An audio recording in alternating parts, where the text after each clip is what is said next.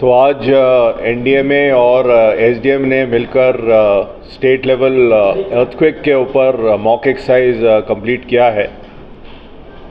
तो मुझे खुशी है कि एक्सरसाइज सक्सेसफुली हमने किया है और जो भी हमने ऑब्जेक्टिव सेट किए थे इस एक्सरसाइज के लिए, यानी कि स्टेट की जो अर्थक्वेक जैसे मेजर डिज़ास्टर को डील करने की जो काबिलियत है उसको इम्प्रूव करने के लिए वो ऑब्जेक्टिव्स हमने हासिल किए। इस एक्सरसाइज में सारी जो एजेंसीज़ हैं जो इन्वॉल्व हो सकती हैं, स्टेट लेवल की, सेंट्रल लेवल की, armed forces, central arm police forces वगैरह सब ने हिस्सा लिया और आपसी जो तालमेल और कोऑर्डिनेशन की ज़रूरत है उसमें भी काफ़ी इम्प्रूवमेंट हासिल हुई। कुछ एक चीज़ें जो इम्पोर्टेंट सामने आई, सबसे पहले जो हमारे हॉस्पिटल्स हैं उनको एक अच्छा और कारगर डिज़ास्टर मैनेजमेंट प्लान बनाने की ज़रूरत है ताकि वो डिज़ास्टर्स के दौरान कैजुअल्टीज़ को सही तरीके से हैंडल कर सकें। तो इस पे काम करने की ज़रूरत है और स्टेट इस पे ज़रूर काम करेगी। दूसरा, एक ग्लॉफ यानी कि ग्लेशिएटेड लेक आउटबर्स्ट फ्लड जैसे कि सिक्किम में हुआ, इसका भी खतरा हमारी स्टेट में है। तो इसके ऊपर हम और गौर करेंगे और कोशिश करेंगे कि इसके ऊपर एक प्रॉपर प्लान बना जाए जिसमें कि हैज़र्ड और रिस्क असेसमेंट किया जाए और इसके बाद इससे किस प्रकार हमने डील करना है उसका एक प्लान बने। और आखिर में, क्योंकि अरुणाचल एक माउंटेनस स्टेट है, तो एयर फोर्स और हेलीकॉप्टर्स और एयरक्राफ्ट से जो सपोर्ट मिल रहा है डिज़ास्टर रिस्पांस में वो बहुत ज़रूरी है। तो उसके अंदर जो कोऑर्डिनेशन की रिक्वायरमेंट है उस पर काफ़ी हमने चर्चा की और उसमें काफ़ी प्रोग्रेस हुआ।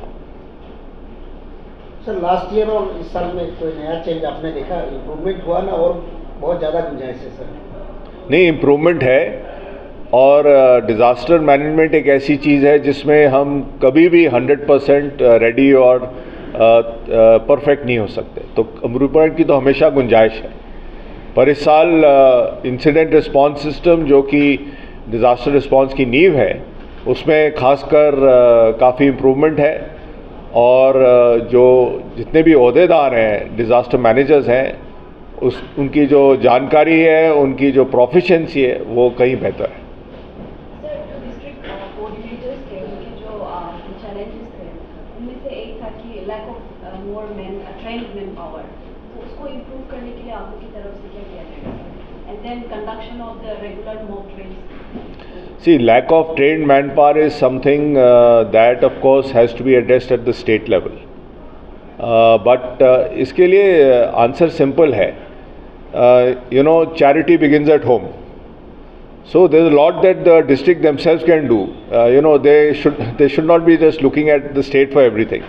So training of volunteers, mapping of resources is very important because we are fortunate कि हमारी स्टेट में बहुत सारी यूनिफॉर्म फोर्सेस की प्रेजेंस है।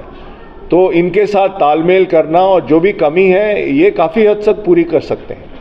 तो इसको यूज़ करना बहुत ज़रूरी है। और आखिर में जो हमारी स्टेट की काबिलियत है एसडीआरएफ के अंदर, उसको बढ़ाना भी बहुत ज़रूरी है।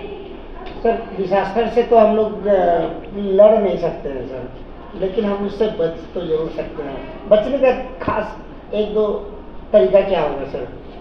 नहीं, लड़ क्यों नहीं सकते? जब आपदा आएगी तो उससे लड़ना तो है ही, ठीक है, तभी आप उस पर काबू कर पाएंगे।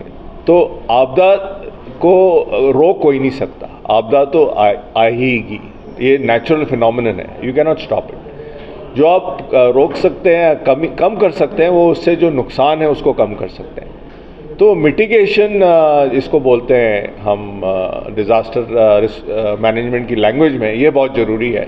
तो मिटिगेशन के अंदर आपका जैसे लैंडस्लाइड मिटिगेशन प्रोजेक्ट है, अर्थक्वेक के से मिटिगेशन रिलेटेड प्रोजेक्ट्स भी हैं, ये एनडीएमए ने चलाए हैं। तो इन प्रोजेक्ट्स पे काम करना और स्टेट के लिए इसके अंदर फंड्स हासिल करना, जिस पे अगर स्टेट्स प्रोजेक्ट करेगी तो एनडीए में जरूर ये फंड्स देगी, ये बहुत ज़रूरी है।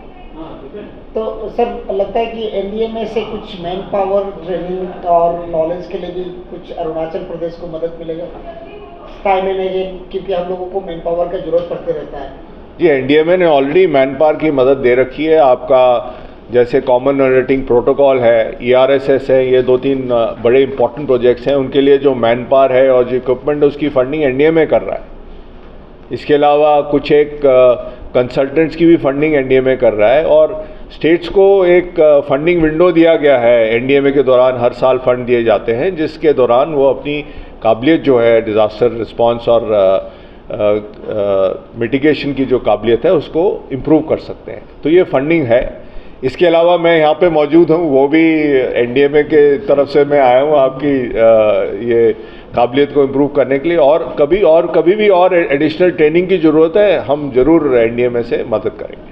आप बहुत सीनियर डिफेंस के ऑफिसर रहे हैं, तो आपका प्रेजेंस सचमुच का बहुत अच्छा भी लग रहा है और हम लोगों को भी एक मोटिवेशन है। तो एक यूथ लोगों को एक मोटिवेशन कर दीजिए कि कम से कम ऐसा भूकंप समय में कैसे हमें तैयार रहना चाहिए एडवांस में। देखिए, यूथ लोगों को तो सबसे पहले मालूम होना चाहिए कि अपना बचाव कैसे करना है। अगर अपना बचाव कर सकेंगे तभी दूसरों का बचाव कर सकेंगे। तो अपना बचाव, अपने परिवार का बचाव, इसके बारे में भूकंप के दौरान क्या करना चाहिए, ये बहुत सिंपल है। 2-3 नुस्खे हैं, इनके बारे में हर जगह आपको यूट्यूब, एनडीए में वेबसाइट वगैरह मिल जाएगा, इसके बारे में जरूर जानकारी हासिल करें। और दूसरा चीज़ ये है कि यूथ के अंदर थोड़ा सोसाइटी की तरफ और अपने देश की और स्टेट की तरफ देने की भावना होनी चाहिए, और भावना का तरीका है वॉलंटियरिज्म। तो यूथ को मेरी गुजारिश है, डिज़ास्टर रिलीफ, डिज़ास्टर मैनेजमेंट और रिस्पांस, सर्च एंड रेस्क्यू, ऐसी चीज़ों में अगर आप कर सकते हो तो ज़रूर वॉलंटियर कीजिए, क्योंकि सबसे बेस्ट रिस्पांस जो होता है वो कम्युनिटी बेस्ड रिस्पांस है। Thank you sir.